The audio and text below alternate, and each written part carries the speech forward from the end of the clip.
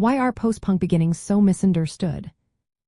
Imagine a scene where punk rock is just exploding across cities, and everyone thinks it's a quick flash in the pan.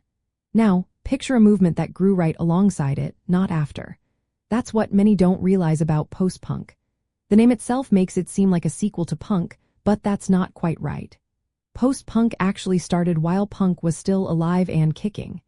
It came from artists who loved punk but wanted to push its limits and explore new sounds. When the Sex Pistols broke up in January 1978, John Lydon formed Public Image Limited. They rejected punk's simple, raw sound and looked to influences like krautrock, dub, disco, and even avant-garde music.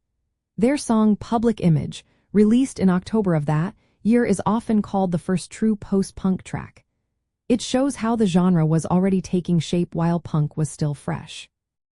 People often confuse post-punk with new wave because both grew from punk's chaos. But they took different paths.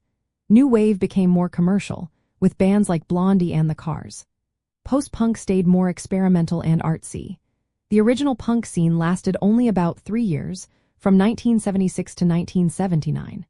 Post-punk then emerged as a new phase, a way for artists to create fresh culture after punk's rebellious burst.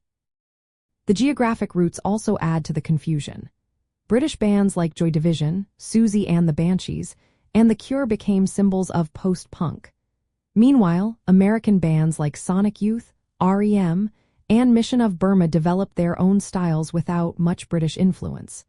These scenes grew independently, yet people often lump them together as if they all started at the same time.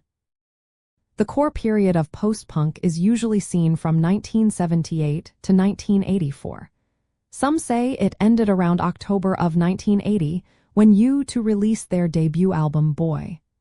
But not everyone agrees on these dates, which makes the history even murkier.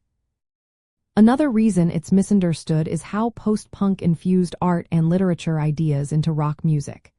Synthesizers replaced guitars in many bands, and lyrics became more complex, exploring themes like alienation and the future.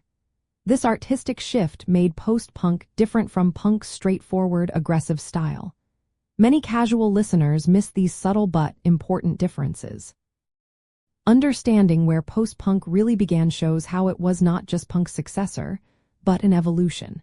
It kept punk's rebellious spirit but added layers of art and experimentation.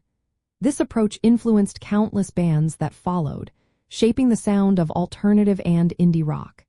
Its misunderstood start actually highlights how it was a movement that grew from punk's energy into something more artistic and lasting.